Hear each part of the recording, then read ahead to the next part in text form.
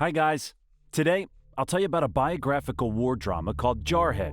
Attention, spoilers ahead. I wish you a pleasant viewing experience.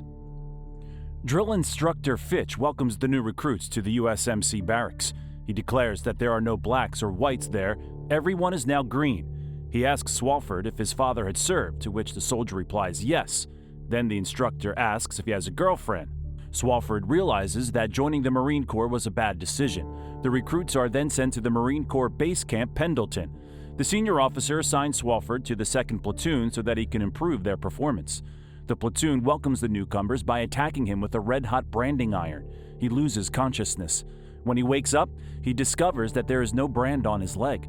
Troy says they scared him by switching out the brand. He still regrets his decision to enlist in the U.S. Army, so he fakes poisoning by taking laxatives. But his retreat is interrupted by Staff Sergeant Sykes of the Marine Corps, who offers him the opportunity to join a regiment of scout snipers. Swofford finds his calling there. He begins to dream about seeing splatters of blood caused by his shots.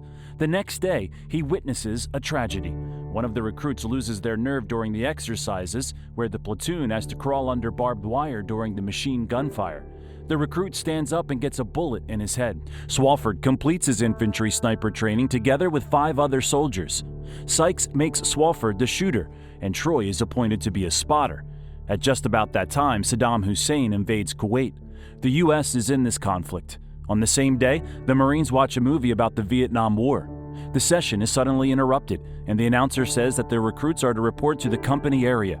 All the Marines are extremely happy that they will finally have a chance to put their skills to work. The U.S. begins to deploy troops for Operation Desert Shield. Lieutenant Colonel Kaczynski briefs the Marines and says that killing Iraqis is not their mission. They're supposed to protect oil rigs in Saudi Arabia.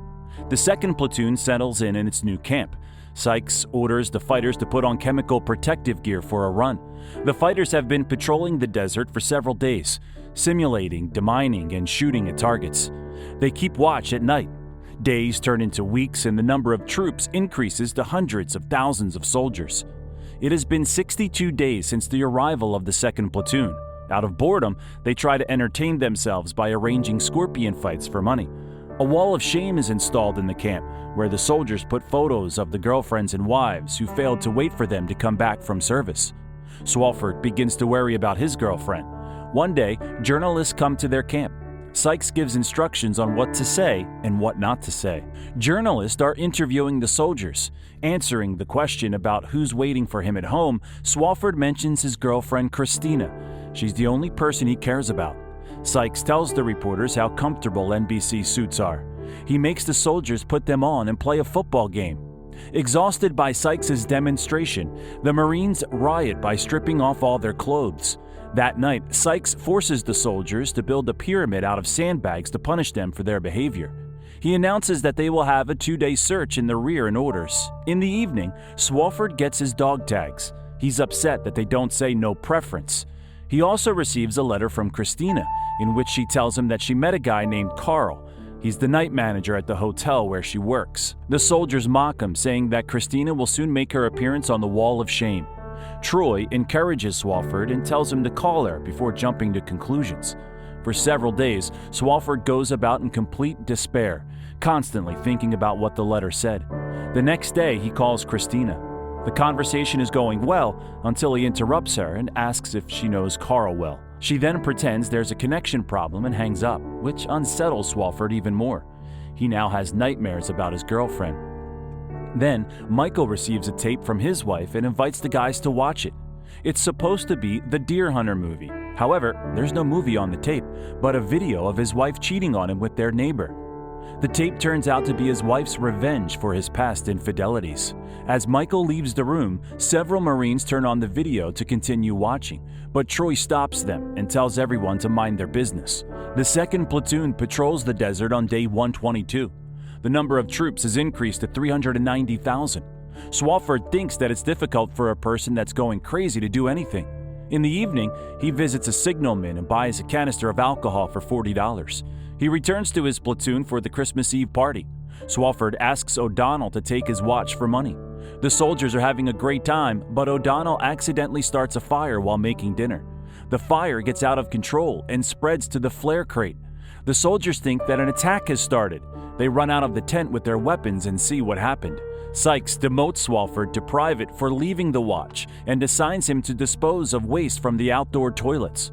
Swofford is completely disappointed in his military service.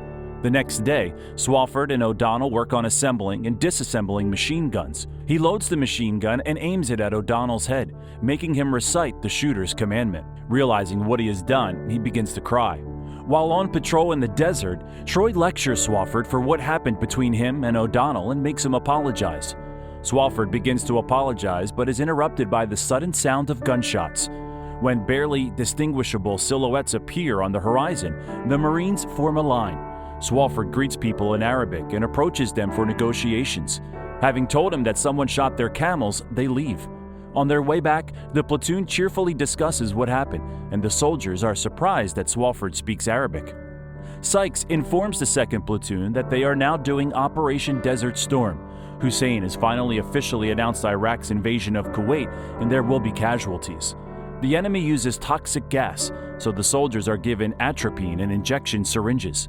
Later, they start digging sleeping holes for themselves. At this moment, American fighters fly over them. Troy begins to argue that what they're doing is pointless. After all, while they're busy digging around, the war is moving a mile away from them thanks to the Air Force. Swofford wants to sort it out with his spotter.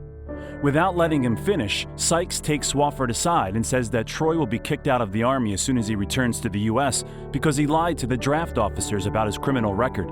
He orders Swofford to keep an eye on Troy. Swofford tells Troy that he could have told him about this secret. Troy advises him to mind his own business. Christina sends back the t-shirt which Swofford left for her. She also attaches a note saying, Swofford is upset by this package, but he focuses on Troy because he needs support more than anyone else there. They grab Troy and brand him with the Marine sign. The next day, the 2nd Platoon is under fire from the enemy artillery.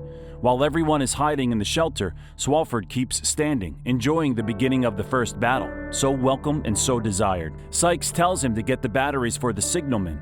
He runs through the artillery fire, brings the batteries, but they turn out to be dead. The Iraqis are retreating. The Marines advance in their direction. In the distance, they see U.S. fighter jets departing after their mission.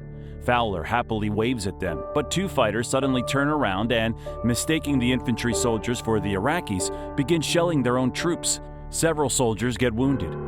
The 2nd Platoon reaches the cluster of crashed and burnt cars. They pass by the burnt bodies and realize that they are the civilians who have sought shelter. It is here that they arrange a halt. Swofford leaves his platoon, approaches the charred corpses, and realizes the true meaning of what is happening. He vomits at what he sees. He is deeply shocked. The Iraqis set the oil wells on fire, causing an oil rain. Sykes gives an order to dig in, but a change in wind soon causes them to relocate.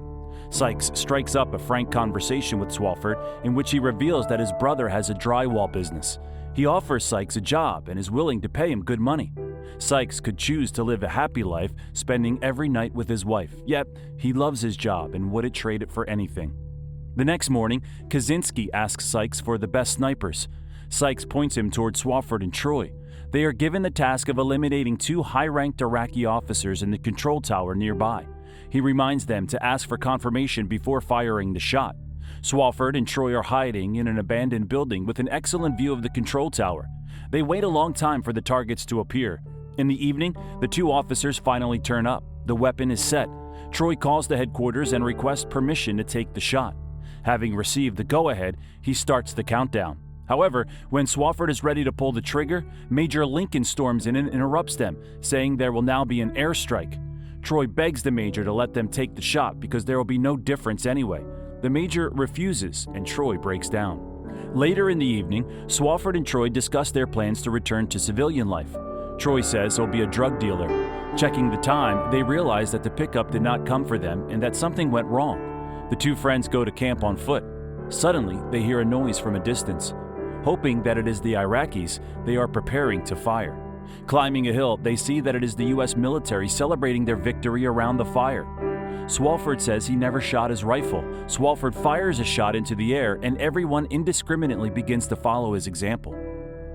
A few days later, the United States is celebrating the return of their troops home. At this moment, a Vietnam veteran jumps into the platoon's bus and congratulates everyone on the victory, expressing his gratitude for the great job. The soldiers immediately get droopy, realizing that the praise addressed to them was undeserved. Swofford goes to see Christina. He sees Carl on the doorstep and realizes that he is too late. Next, we get to see the civilian life of his friends.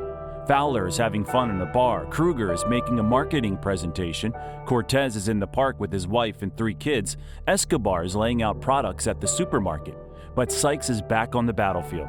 A few days later, O'Donnell visits Swofford and says that he has sad news. Troy has passed away. The whole platoon attends his funeral.